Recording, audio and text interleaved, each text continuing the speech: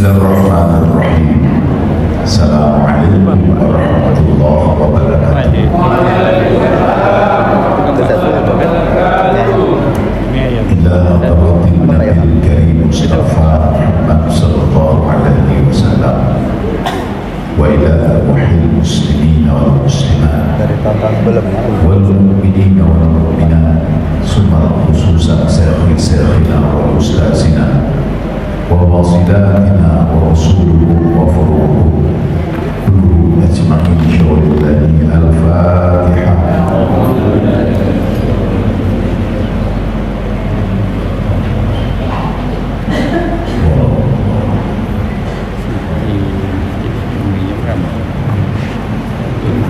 Alhamdulillahilladzi hamdan katsiran kama amara. Asyhadu an la ilaha illallah wahdahu la syarika lahu wa asyhadu anna Muhammadan abduhu wa rasuluhu. Allahumma shalli wa sallim ala sayyidina Muhammadin wa ala alihi wa sahbihi ajma'in. Raditu billahi rabba wa bil islami dina wa bi Muhammadin nabiyya wa rasulah wa la hawla wa la quwwata illa billahil aliyyil azim. Wa qala Allah ta'ala fil Qur'anil Karim A'udzu billahi minasy syaithanir rajim. Bismillahirrahmanirrahim. Wa an aswal Qur'an famani tada fa innama yahtadi li nafsi wa man dhalla faqul innama ana minal munzirin. Wa qulil hamdulillahi suwiruhu ayatihi fata'ifunaha wa ma rabbuka yughafil amma ta'malun. Sadaqallahu alazim. Bapak Ibu jemaah sekalian muliakan, alhamdulillah rabbil alamin, sanjungan dan pujian kita sampaikan kepada Allah. Berselawat kepada baginda Rasul Muhammad sallallahu alaihi wasallam. Allahumma shalli ala sayyidina Muhammad wa sayyidina Muhammad. Assalamu alayka ya Rasulullah. Karena malam tadi mungkin sebagian kita ada yang itikaf, maka saya maklum kalau duduknya sebagian sudah mulai miring-miring karena ngantuk.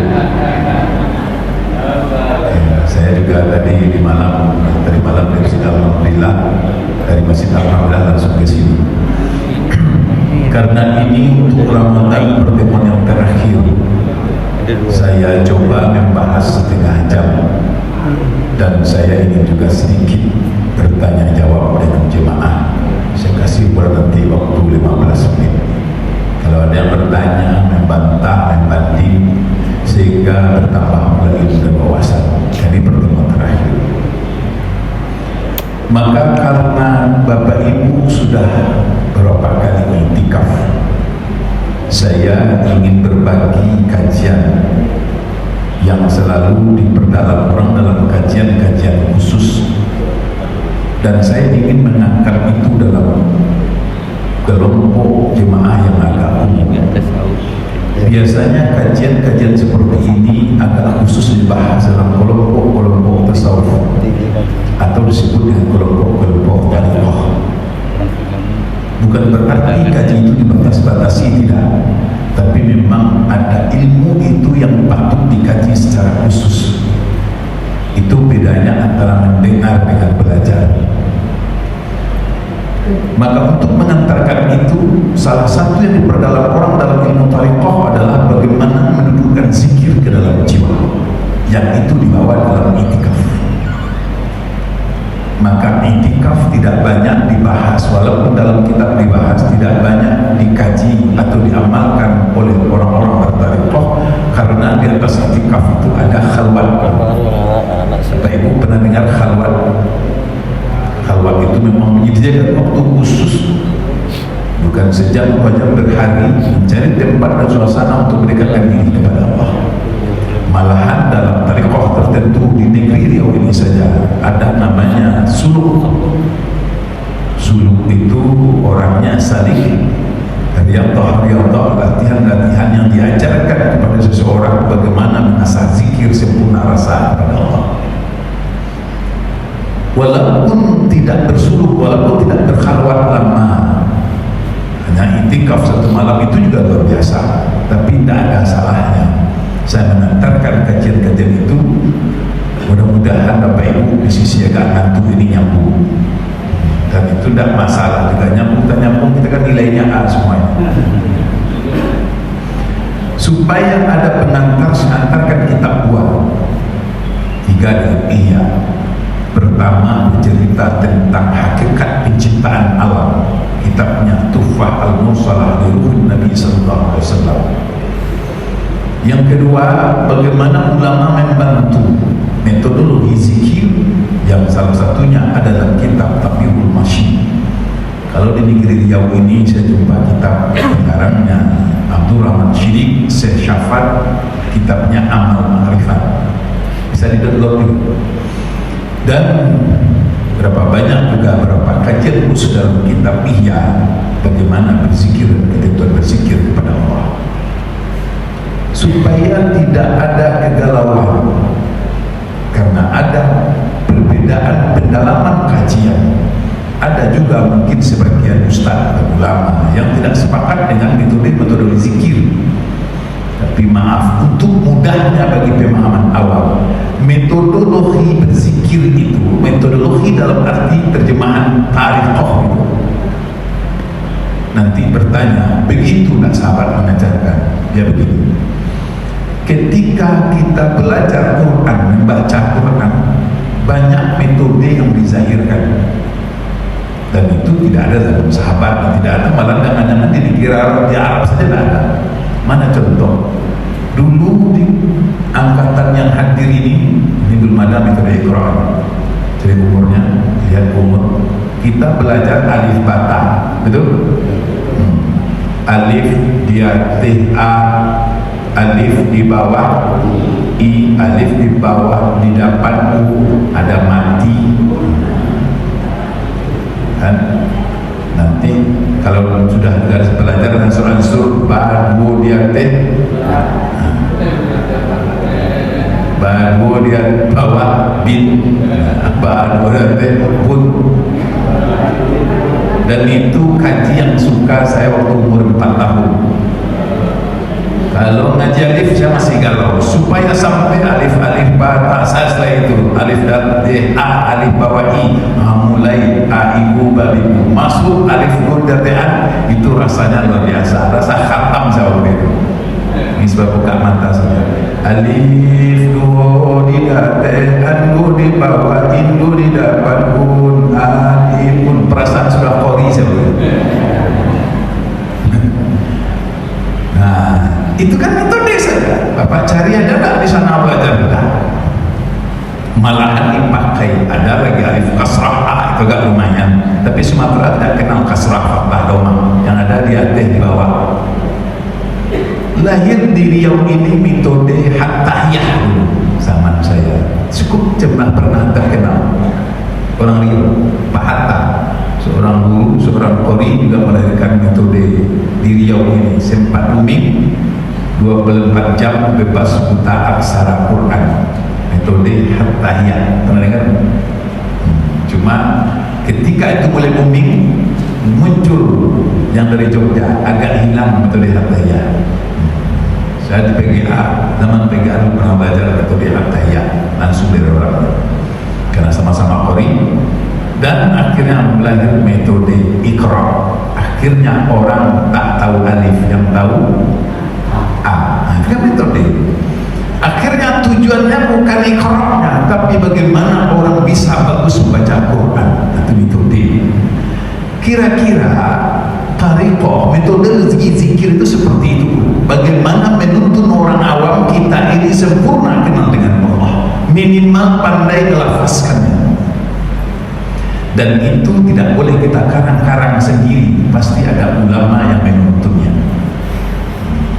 Kita masuk yang pertama, karena mau menghadapi lebaran biar tidak galau, biar tidak stres. Kan banyak, walaupun itikafnya rajin, nanti kalau tidak duduk dalam itikaf nih, lebaran sebentar lagi.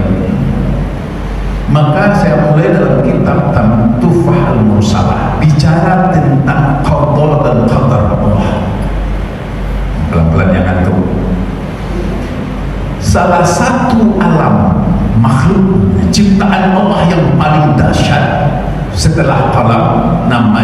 lauh mahfuz. Pernah dengar? Minimal atau Isra Mi'raj dibahas ada lewati lauh mahfuz. Lauh mahfuz itu alam yang luar biasa diciptakan Allah, karena di situ tersimpan, kalau bahasa kekiniannya, pusat data. Semua yang akan terjadi di alam ini sudah ada tercatat di lauh mahfuz. Dan itu sekaligus menunjukkan kebesaran dan kemutlakan kekuasaan Allah. Kalau kekinian, bahasanya kini, yang sudah, yang sedang, dan yang akan terjadi, semuanya dalam kuasa dan semuanya dalam ilmu la ilaha illallah. Makanya sebagai umat kita tinggal bangga, bahagia, senang bahwa Rabb yang kita sembah Maha tahu, Maha berkuasa, Maha menentukan, Maha berkehendak. Semua yang akan terjadi ini dalam kuasa dan kehendak Allah. Catatan, jangan ditarik di pribadi kalau berilmu. Berarti kalau mau model saya merana ini Pak Ustaz, ini kehendak Allah lakukan, itu kebodohan berpikir. Baik, itu dulu. Supaya kita senang. Apa senang yang pertama? Malahan kita wajib percaya kepada ketentuan Allah. Namanya beriman kepada qada dan qadar Allah. Orang awam menyebut takdir.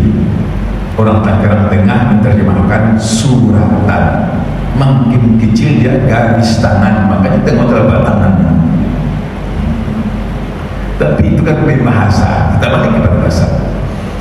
Maka bersyukurlah Bapak Ibu bahwa kampung kita, negeri kita, bangsa ini ditakdir Allah menjadi bangsa tempatnya orang rukuk sujud mengenal Allah. Nah, ini harus dilatih-latih. Cara pandang ini dilatih-latih. Sebuah negeri, sebuah negara, walaupun mungkin digolongkan negara maju, jangan terlalu bangga, tapi tengok banyak orang kenal Allah di situ. Maka mulianya sebuah negeri pasti diukur dari ruku dan sujud dan kenalnya orang dengan Allah. Maka semaju apapun sebuah negeri, kalau negeri itu tidak banyak orang kenal Allah, maka negeri itu jadi negeri yang bermasalah. Dan alhamdulillah bangsa Indonesia, negeri ini ditakdir Allah yang paling banyak Islamnya di dunia. Kan luar biasa. Nah, jangan leceh-lecehkan lah. Ini kadang-kadang 2 kali baru keluar negeri, nah habis negeri Indonesia jelek-jelek. Baru menengok jalan licin aja di luar, Tangerang Tengah langsung hinanya. Apa Tangerang Tengah? Yang kedua, bersyukurlah bahwa di antara miliaran manusia tidak semua ditakdir kenal dengan Allah, dan kita masuk makhluk yang terpilih untuk kenal dengan la ilaha. Takdir baik itu. Setingkat apapun keyakinan amaliyah kita hari ini, tapi kita tergolong hamba yang diuntungkan, ditakdir Allah. Padahal maaf ini, kalau wajah standar-standar saja, kan tidak menghina saya. Nah, perasaan saya ganteng Pak Ustaz. Saya ganteng-gantengnya orang Tangerang Tengah ini tidak terkenal di Indonesia, tidak terkenal. Tidak percaya, termezzo. Yang punya cucu Bapak, yang punya anak Bapak, lahir anak Bapak, secara jasmani kita yang punya keturunan mancung hidungnya. Kata orang kayak siapa? Halo, bayangkan deh, mancung hidungnya kayak orang barat. Tersinggung Bapak, pada Bapak orang Tangerang. Ketika alisnya tebal, aduh alis anak ini cantiknya kayak jangan. Tidak pula orang Tangerang dapat, jauh-jauh India atau Arab, putih kulitnya kayak, bayangkan Bapak suka ngina orang sebelah, putih apa kayak Cina Bapak bilang, kayak boleh, tidak putih, hitam kalian kayak, ayo keling lah. walaupun kita tidak cantik, walaupun standar EQ-nya biasa-biasa saja, tapi kita ditakdir Allah menerima la ilaha illallah. Tuh, di antara manusia yang ada ini menerima Islam, tidak semua orang Islam yang subuh hari ini bisa sujud dan ruku kepada Allah. Ada yang lupa, ada yang sibuk urusannya, ada yang tak kenal. Tapi di antara manusia lupa ini, kita ditakdir Allah jiwa diri yang lunak hatinya untuk ruku sujud kepada Allah. Nah, itu takdir. Jadi andai kata lebaran ini tak segagah lebaran dulu, tapi bersyukurlah bahwa takdir baik itu ada pada jiwa dan diri kita masing-masing, supaya tak empat supaya zikirnya makin enak. Itu takdir yang pertama, semua sudah takdir. Lalu yang kedua, kita sudah kenal, maka kita diajar ruku sujud ini berzikir kepada Allah. Banyak pengertian dan makna zikir yang saya bahas hari ini. Zikir dalam arti satu saja, yakni menyebut dan melafazkan kalimat-kalimat thayyibah. Zikir bisa bermakna mengkaji, mengingat, tapi kita masuk yang pertama dan khusus bahwa bagaimana cara melafazkan kalimat-kalimat itu biar masuk ke dalam jiwa. Mudah-mudahan Bapak itikaf nanti malam mungkin merasa. Dalam kitab Tanbih ada setidaknya 20 adab berzikir. Ini sekaligus dibawa dalam khalwat. Malah ada tariqah yang khusus khalwatiyah. Bagaimana menata zikir? Pak Ibu, saya kasih contoh lain. Mengapa perlu kajian ini? Jangankan zikir, bukan berarti saya membolehkan nyanyi. Ada saya lihat orang nyanyi padahal dia tidak putus cinta, dia tidak lagi kasmaran, dia tidak lagi senang, tapi dia bisa masuk ke kalimat lagu itu. Nyanyinya sedih, dia ikut sedih. Adalah padahal tak ada hubungannya dengan dirinya. Aduh, pantun lama saya yang lama-lama saya ingat. Kalau yang baru-baru nanti para jaya ini. Buru patui, kalau tak nama kita terjemah ada translate. Buru patui penuh bolimbe, pandan tajamua di Subara, 700 carikan obat, badan bertemu baru gak senang. Nah, yang umum lah kan ada apa itu Tanjung Kantung airnya biru, itu saya dengar untuk SMA dan tempat kuda mencuci muka. Apalagi pura-pura tak tahu apa sih. Dari sekampung hatiku rindu, apalagi kalian pernah tahu. Nah, dia bisa masuk ke kalimat itu seakan-akan dia pernah jatuh cinta. Kata orang meresap nyanyinya, Ustaz. Kita balik, nyanyi saja bisa meresap, masa zikir dah?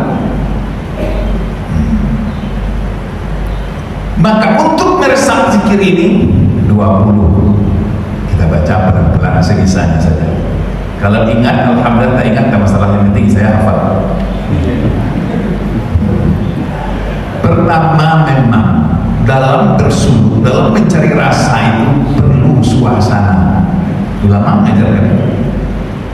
Pertama, kalau bisa kita dalam keadaan suci, hadas besar dan hadas kecil, mandi. Kalau orang mau itikaf biasanya, kalau kami mandi dulu, mandi bersiap-siap, berwudu, kemudian memakai harum-haruman,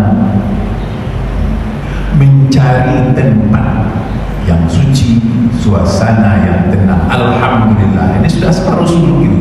Kita ciptakan suasana, kita kasih AC, tidak ada suasananya tenang, tengah malam, sudah standar lumayan. Nah, duduk dengan tenang. Kemudian apa lagi? masuk kepada setelah berwudu, pakaian baik, suasananya harum,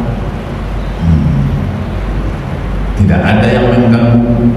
Kata ulama, duduklah dengan tenang, tentu afdalnya menghadap kiblat. Kemudian buka mata, tutup mata, karena pikiran ini gampang terpengaruh. Apalagi level kita baru istimai. Pernah saya bahas sebelum ini, walaupun lupa masalah. Kita ini jiwa kita domir istimai. Istimai itu gampang terpengaruh, tergantung orang. Mana contoh-contoh?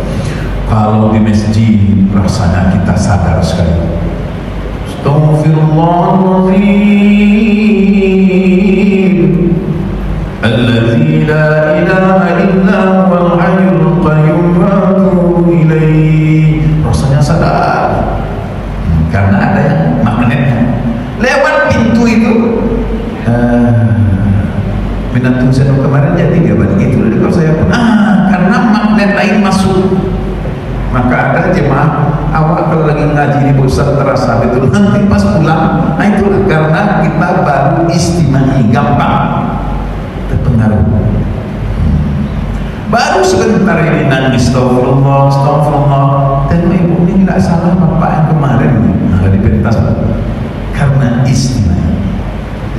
Maka perlu kita memejamkan mata, karena apa yang didengar, apa yang dilihat berpengaruh kepada pikiran dan hati. Betul kan? Coba Pak istighfar, Bapak buka mata istighfar lah, tengok semua masjid ini. Astagfirullah, astagfirullah, astagfirullah, astagfirullah. Itu lampuin mati. Astagfirullah, astagfirullah. Terbayang? Astagfirullah. Maka apa guna meminjam mata? Biar tak pengaruh suasana yang didengar, yang disimak, yang dipandang cuma kalimat kebesaran Allah. Tenang. Apalagi sebelum membaca kalimat perlu memang kejujuran. Manusia itu punya fuad. Fuad itu bahasa sederhananya hati nurani. Punya. Cuma hati nurani sering tertutup oleh keegoan. Ego itu yang umum disebut nafsu amarah. Sehingga walaupun kita tahu yang benar, sering yang benar ini ditutup-tutupi. Dalam bahasa Melayu suka menegakkan benar. Apa yang menyokra joyo? Mana pula awal Ustaz? Murani ngomong iya. Maka ketika berzikir harus hadir kejujuran dan menghilangkan keegoan. Nanti asik istighfarnya, bukan perlu irama ya. Astagfirullah. Nah, makanya orang membahas ada zikir zahar berbunyi ada sir. Kalau egonya hilang, itu makin sir makin enak. Tapi karena egonya masih kuat, terpaksa dizaharkan. Astagfirullah, astagfirullah, astagfirullah. Makanya Pak, ada dalam, maaf kalau yang mendalami Thariqah Naqsabandi di sini, ulama itu mengkaji di mana sumber masalah dalam hidup, dalam jasad, disebut latifah. Ada namanya latifah kalbu sebelah sini, tempat darah yang menyambur. Nah itu kenapa bisa tengok di YouTube, naik turunnya putaran barat. Ada latifah roh yang terbit dari nafas yang turun naik. Maka ada menyebut istilahnya nufus. Ada namanya ketika di batang otak anfas, ketika kalau hidup nafas, ketika ini anfus. Karena ini ada alat udaranya, muncul keegoan. Nah, coba bapak lagi emosi, nafasnya sesak. Halo, bapak nengok orang, apa bernapas, maka dari napas orang saja kita tahu dia marah atau tidak. Dari roh, dari nafas, dari udara yang keluar saja, bapak kecewa, bapak senang, bapak bahagia atau nikmat. Tahu? Contoh,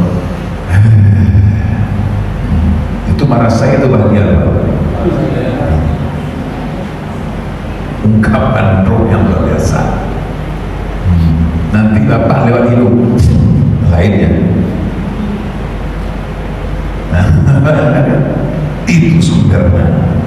Nanti ada yang terbit dari pemikiran, latifah, khafi dan akhfa, hayalan, pemikiran, jam terbang. Ini pengaruh dalam zikir.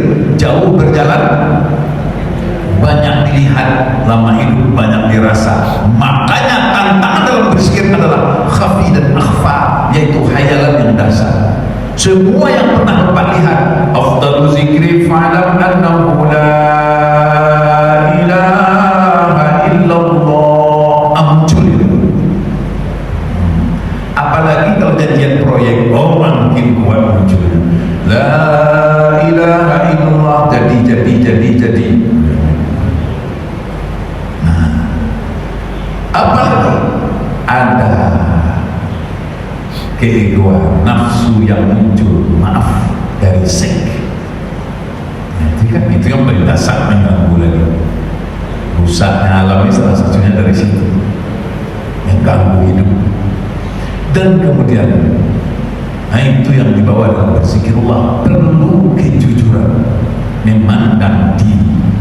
Kalau bahasa suraunya, hilangkan pandang pada alam, lenyapkan pandang pada diri, satukan pandang pada tauhid. Itu kan ngomongnya enak, membuatnya susah. Kalau dulu, apalagi kejujuran. Yang selanjutnya, dalam membaca kalimat dibutuhkan kesabaran. Sabar ini kan macam-macam. Sabar dalam musibah, sabar dalam menghadapi maksiat. Yang dibutuhkan dalam zikir itu sabar dalam taat. Pernah dengar? Sabar itu banyak. Di antaranya sabar dalam ibadah. Membaca ayat imam sabar, berzikir sabar. Karena maaf, bukan menakut-nakutkan dan bukan memberat-beratkan. Ketika diri berzikir kepada Allah, cobaan itu ada, itu bermasalah. Cobaan itu bertingkat-tingkat, seukuran diri. Kok ada cobaan Ustaz Abid itu mulai asiknya ingat Allah ya? Tidak percaya, saya uji. Pernah kan Bapak lagi cerita 2 jam ngantuk? Loh, atau saya ganti di isu-isu terbaru sekarang. Semangat, iya Pak, saya tadi ngantuk, semangat muncul lagi. Tapi ketika mendudukan rasa la ilaha illallah, la ilaha illallah, cobaannya pertama, cobaan jasmani. Semua encok, rematik, asam urat, sakit dada, sakit pinggang, keluarnya saya kata. Ngapa Ustaz tahu? Semua orang yang pernah riyadhah latihan zikir pasti mengalami. Kalau dia tidak, berarti tidak pernah zikir, atau dia langsung loncat saja jadi wali. Tapi yang namanya belajar perlu tahapan. Berapa banyak teori itu cuma kenal membaca kalimat, tapi menundukkan rasa dalam kalimat perlu kesabaran. Makanya itikaf sekarang kan dimodif, dimodif sholat, zikir. Kalau ala suluk saya bawa Bapak mungkin belum banyak yang siap. Contoh, saya ajak zikir 5.000 kali tahan. Nanti Bapak marah sama saya. La ilaha illallah, la ilaha. Separuh tidur, yang lain Allah. Atau nanti hatinya mendongkol. Ini kenapa lah pada ini yang bunuh. Karena nanti semuanya terasa. Bapak boleh uji ini, ujian jasmaninya. Pertama nanti dari belakang muncul, dari persentian Bapak panas, nanti sampai ke pinggang, naik ke punggung, naik ke sini, ke tengkuk ini, seputaran kepala, sampai ke mata. Itu mulai sampai tenggorokan, batu tersedak menguap, sampai perut asal menyebut kalimah Allah, mau buang angin lah. Tentu terasa masuk ke hati jantung. Sudah lama kali, sudah. Itu baru tahap pembiasaan sampai nanti dapat rasa. Ya Allah, itu yang pertama.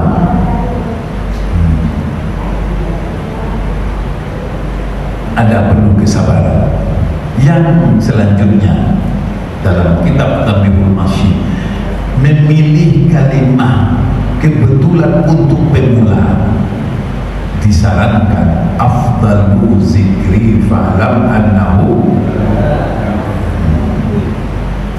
alaiha nahya wa alaiha namun wa alaiha nub'asu. Sebuah kalimat, dengan itu kita hidup, dengan la ilaha illallah kita mati, dan dengan la ilaha illallah kita berbangkit. Makanya maaf Pak, jangan sampai talqin zikir itu waktu sekarat saja. Saya ulang, jangan sampai zikir, talqin zikir itu pada saat Bapak pernah talqin kan? Tahu talqin? Pernah dengar? Ada talqin kubur, nanti berbeda. Talqin sakarat, talqinu mautakum la ilaha illallah. Bapak Ibu nanti sudah masuk ruang ICU, terbujur kaku, irada habis, kudrah hilang, tinggal detakan jantung sedikit.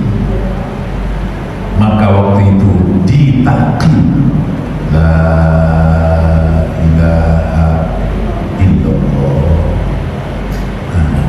Cuma pertanyaannya, Bapak mau talqin sekarang atau besok? Kalau besok saja, saya khawatir cobaan banyak, sakit banyak, takut datang, goyang luar biasa. Makanya orang mencari talqin itu dari sekarang. Bayang enggak? Ini kita bahas dibaca. Makanya disuruh pilih la ilaha illallah. Ulama menyarankan salah satunya, zikir lain banyak boleh, jangan bertanya berhenti. Zikir lain boleh Ustaz, baik. Ini kan untuk pemula, untuk tahapan ini. Maka zikir yang utama dilatihkan, ditalqinkan ke diri, la ilaha illallah. Kadang ada jemaah, mana yang afdal Ustaz? Semua zikir itu baik, masing-masing fungsinya berbeda. Selawat hebat, istighfar hebat. Ini dulu, satu ini dulu. Nah, ketika membaca la ilaha illallah, apa kata ulama selanjutnya? Adab berzikir minimal memahami makna la ilaha. Nah ini agak panjang, tidak saya uraikan ini. Untuk memahami makna la ilaha illallah, minimal paham istilah yang dua saja sederhana untuk orang awam, nafi dan isbat. Baru nafi isbat. Nafi menidakkan, isbat mengiyakan. Tidak ada Tuhan selain Allah. Apa yang dinafikan?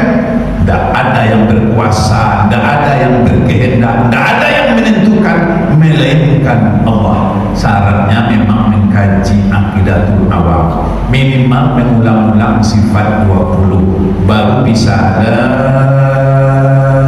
ilaha illallah. Apa yang ditidakkan di situ? Maka muncul kaidah umum. Saya pakai buku orang Riau, ulama Riau saja.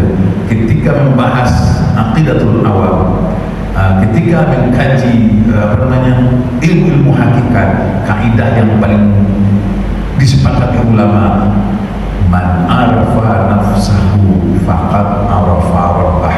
Ini kaidah luar biasa. Siapa yang tahu akan dirinya, dia akan tahu siapa Tuhannya. Apa kata ulama mulai ini? Kalau tahu diri kita kecil, maka baru pandai membesarkan Allah. Kalau mengerti jiwanya lemah, maka tahu Allah yang maha kuat. Kalau tidak, ya kurang berdekat. Zikirnya sah, zikir itu baik, cuma bekasnya yang kurang. Nah itu maknanya. Satu contoh bahwa kita beribadah ini, kalau muncul egonya sombong Pak. Saya pakai kaidah ulama ini, kaidah ulama. Tapi jangan takut lah itu ulama. Man tasawwafa wa lam tafaqqaha tazandaq. Siapa yang belajar ilmu tasawuf tanpa fikih, dia akan tergelincir. Nah, ini Bapak lihat hati-hati di YouTube, bicara marifat, sholat enggak, ibadah enggak. Mana mungkin hakikat benar tanpa syariat yang benar? Bau ada pandai itu marifat, berdua enggak.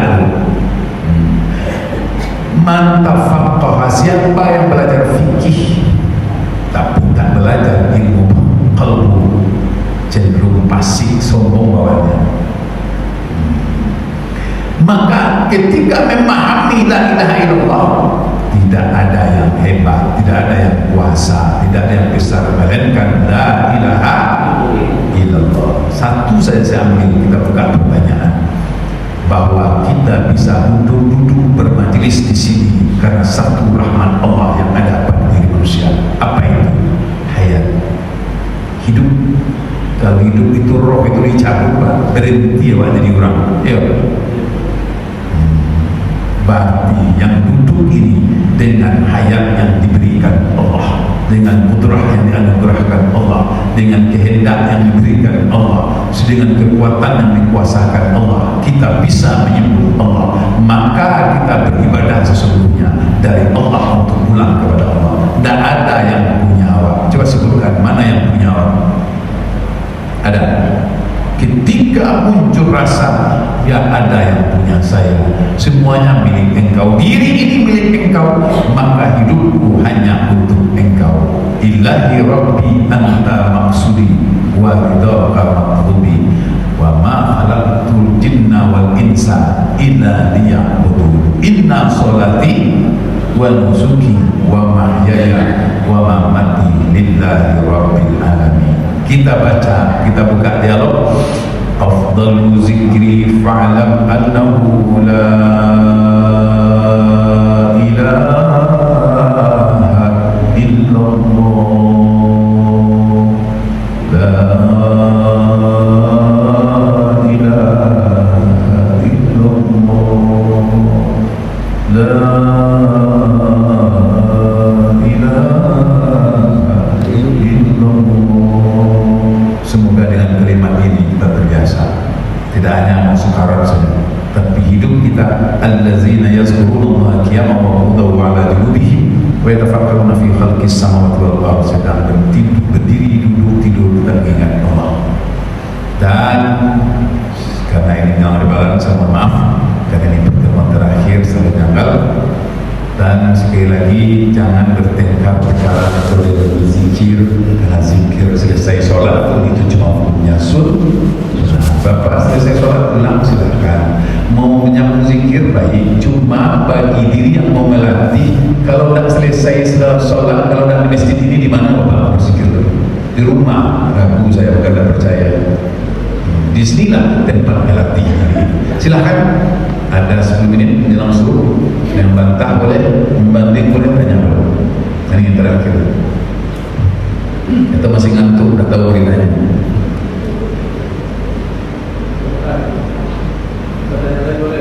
Iya, ada lagi seru boleh. Hah?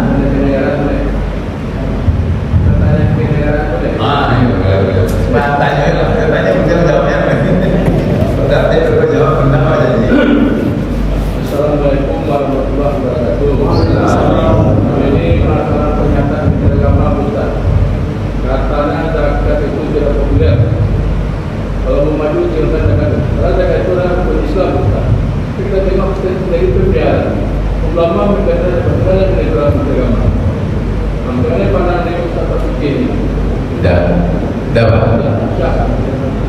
Nah, pertanyaan saya ke Bapak sebaliknya, sudah dilihat tak videonya seluruhnya, Pak?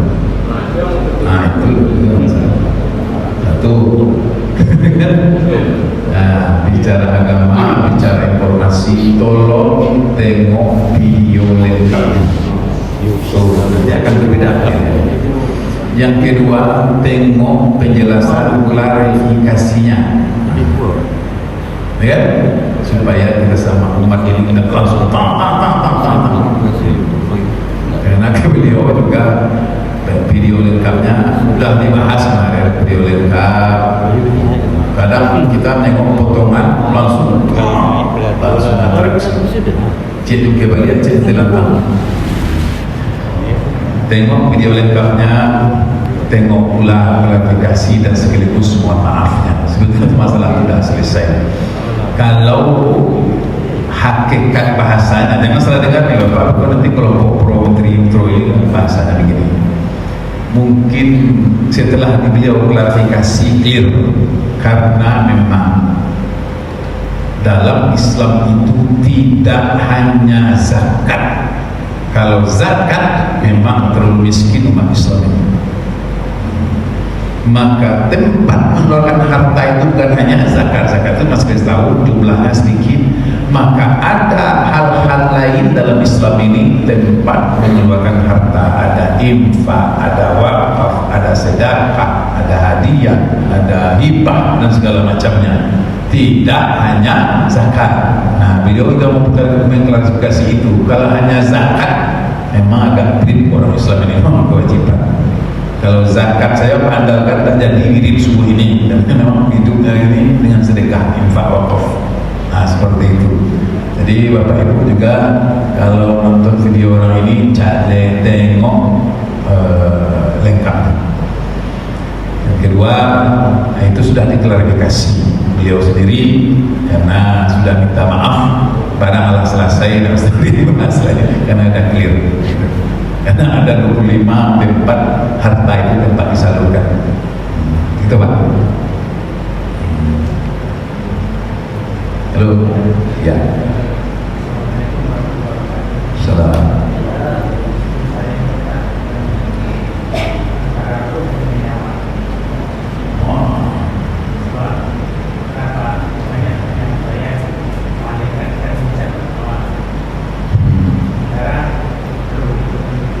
Ya.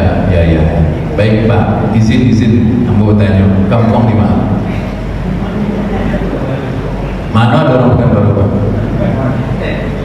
Hah? Ambo lagi bukan baru. Baik, mengapa saya tanya itu? Mengapa saya tanya itu? Kalau bahasa Arabnya roh, tidak ada kalimat lain. Bahasa sebelahnya ngomong, bahasa Indonesianya nyawa. Kalau nama ya tidak ada nyawa itu bahasa Arab. Nah, ini pertanyaan sepertinya yang bersinggung. Ada orang mendalami ilmu tasawuf dan tarikh tapi tak merujuk kitab. Muncul bahasa itu beda tuh dengan nyawa itu. Aduh. Yas'alunaka 'anil nyawa, tidak ada. Yas'alunaka 'anil roh. Nah, roh itu bahasa Arab, nyawa itu bahasa Indonesia. Coba. Nah, bahasa lainnya among. Bahasa cowoknya begini. Nah, cuma kalau dalam pembagian roh itu yang dikaji, pembagian nyawa itu ada bagi-bagiannya. Nah itu baru dibahas pelan-pelan. Nah ada roh tamain namanya roh besar. Sama ketika Bapak tidur tadi malam, Bapak mati apa hidup? Setengah hidup. Dan yang keluar apa? Dan di dalam apa? Nah itu kajian rohnya ada. Itu kalau nyawa ganggu nanti kan enggak, itu pembahasan saja. Kalau rujuk kitab sama, ada roh ini, ada roh ini. Roh itu berapa macam?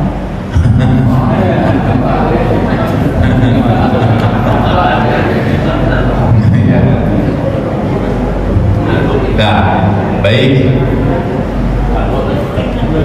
Ini pertanyaan, ada kitab yang membahas ini khusus.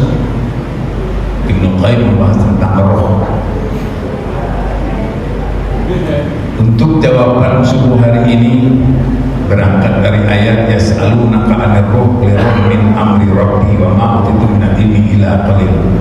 Jika ada yang bertanya tentang roh, katakan roh itu urusan Tuhan. Roh itu berapa macam? Roh itu cuma satu, bagian yang banyak. Dan ini masing-masingnya luar biasa. Roh itu cuma semacam saja, cuma bagiannya ada.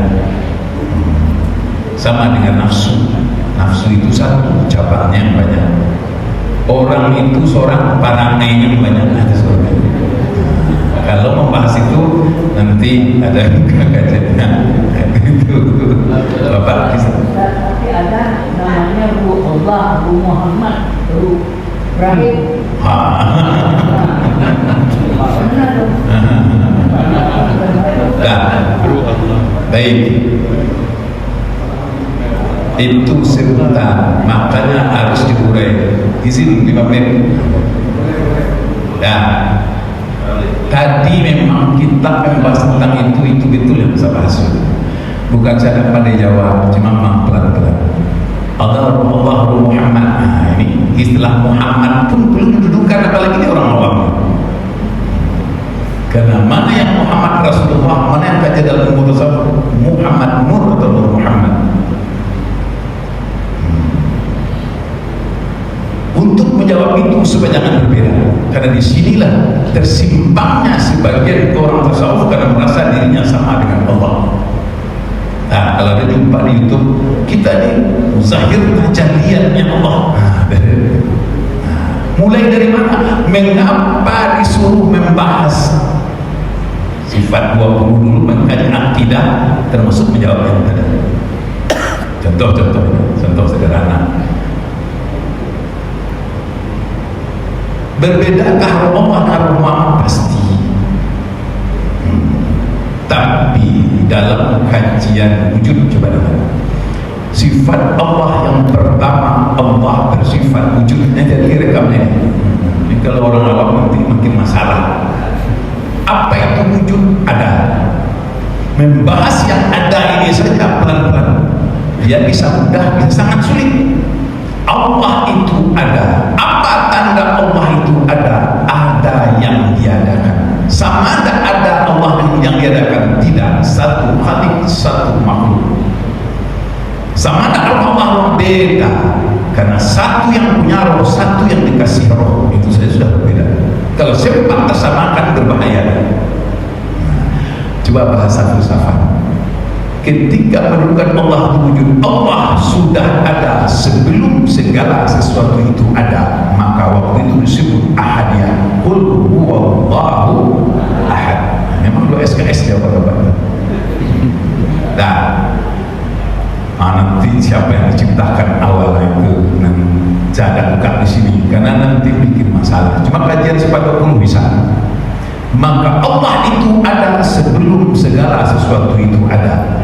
Maka sifat Allah harus tahu adanya dengan sifat qiyamuhu bi nafsihi. Maka selain daripada Allah alam, selain daripada Allah itu Allah. Apa itu Allah? Zat selain daripada alam. Apa itu alam? Selain daripada Allah. Maka sifat yang alam itu ada sesuatu yang dijadikan. Maka ada khalik, ada makhluk.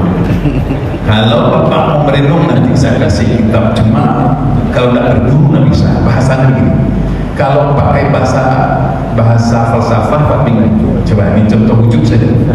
Kalau belajar sama orang falsafah, jangan tersinggung kalau ada profesor agak bingung. Allah itu wujud. Kalau penjelasan Allah itu ada. Sebelum segala sesuatu itu ada. Kata ada saja belum ada, Allah itu sudah ada. Kata ada dan tiada menunjukkan bahwa Allah itu ada. Maka yang ada hakikatnya cuma Allah. Selain daripada Allah tidak ada, karena selain daripada Allah diadakan. Saya belajar cari mursyid, tidak pakai ilmu falsafah, disederhanakan dalam kaji pesantren. Maaf pakai bahasa kamu. Apa kata guru saya? Ini sederhana kalimatnya. Apa itu? Sabalun alun barabalun. Pernah ngaji? Di bahasa Indonesia kan susah. Sebelum belum berbelum. Nah, maka zat Allah itu qiyamuhu bi nafsihi. Penutup bahwa kita ini diadakan, kita ini dihidupkan, kita ini ditentukan, kita ini dikehendaki, karena kita cuma makhluk. Karena kita tak kuasa, maka hakikat hidup adalah la haula wala quwwata. Itulah global.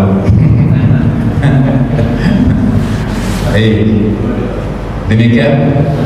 Saya mohon maaf karena memang masuk lebaran. Semoga segala aktivitas ibadah kita diterima Allah. Cuma catatan tadi karena sudah ngaji agak serius. Nah, yang saya ingatkan lagi, jangan hanya kaji diputar di kepala, tapi putar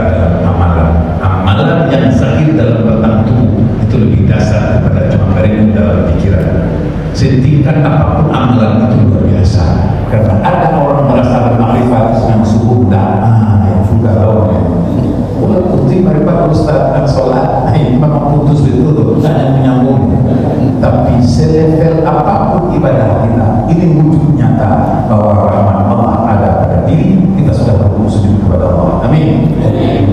Astaghfirullah.